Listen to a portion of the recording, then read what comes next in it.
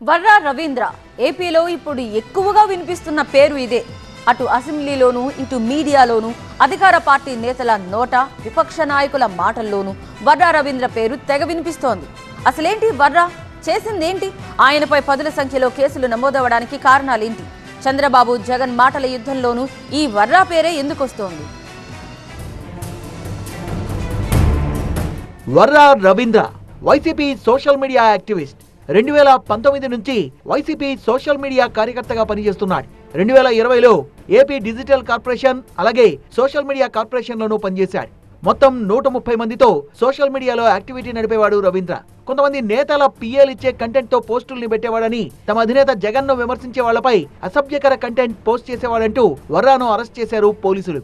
AP CM Chandrababu, deputy CM Pawan, మంత్రులు లోకేష్, అనితతో పాటు APCC chief షర్మిలపై కూడా అసభ్యకర పోస్టుల్ని పెట్టాడంటూ పోలీసులు వర్రాను అదుపులోకి తీసుకుని మాణిక్ రెడ్డి గారు బంతిపూల సాగు చేస్తూ 3 నెలల్లో 6 లక్షలు సంపాదిస్తున్నారు.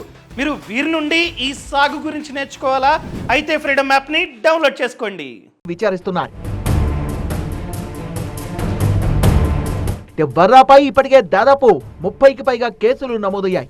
IT act, BNS act, SC ST atrocity act సహా పలు సెక్షన్ల కింద కేసులు నమోదయ్యాయి. కడప, పులివెందుల, రాజంపేట, మంగళగిరితో పాటు హైదరాబాద్ లో కూడా వర్రా రవీంద్రపై కేసులున్నాయి. అసలు ఎన్ని సోషల్ మీడియా ప్లాట్ఫామ్ల్లో పోస్టులు పెట్టాడు, ఏ నేతల ఫోటోలు మార్పింగ్ చేశాడు, ఈ మొత్తం వ్యవహారం ఎవరి కనుసన్నల్లో జరిగిందన్న కోణంలో పోలీసులు కూపీలాగుతున్నారు. ఇదే వర్రా అంశం పొలిటికల్ గాను కాకరేపుతోంది. ఎవరో వ్యతిరేకంగా పోస్టులు పెడితే అసలు సంబంధం లేని వాళ్ళను అరెస్ట్ చేస్తున్నారంటూ వైసీపీ అధినేత జగన్ ఆగ్రహం వ్యక్తం చేస్తున్నారు. కావాలనే వైసీపీ సోషల్ మీడియా యాక్టివిస్టుల్ని అరెస్ట్ చేస్తున్నారని, సంబంధం లేని కేసుల్లో ఇరికిస్తున్నారంటూ మండిపడ్డారు. కేసుల మీద కేసులు పెడుతూ ఇబ్బంది పెట్టే ప్రయత్నం చేస్తున్నారంటూ ఫైర్ అయ్యారు.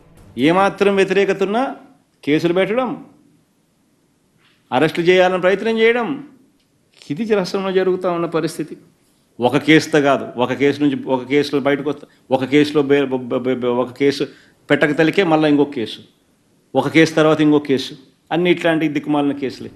జగన్ వ్యాఖ్యలపై అసెంబ్లీలో మరోసారి విరుచుకుపడ్డారు సీఎం చంద్రబాబు. తప్పు చేసిన వాళ్ళను జగన్ సమర్థిస్తారా అంటూ మండిపడ్డారు. కుటుంబాలపై పోస్టులు, తప్పుడు ప్రచారాలు చేస్తున్న వారిని వెనకేసుకురావడం దారుణమంటూ నిప్పులు జరిగారు. అదే షర్మిల నిన్ను కూడా చెప్తా ఉంది.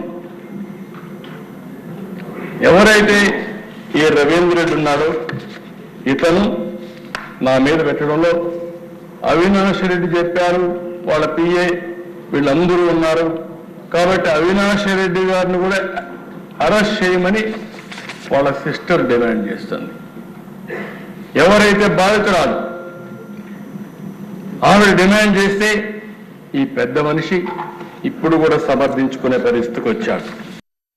మొత్తంగా Varra Ravindra talk of the state గా మారాడు. ఇటు కేసులతో ఇటు పొలిటికల్ ఫైట్ కు కారణమయ్యాడు వర్రా. మరి వర్రా రవీంద్ర సెంట్రిక్ గా నేతల మధ్య ఇంకెలాంటి ఫైట్ జరుగుతుందో, అసలు వర్రాను విచారిస్తున్న పోలీసులు ఏం తేలుస్తారో చూడాలి.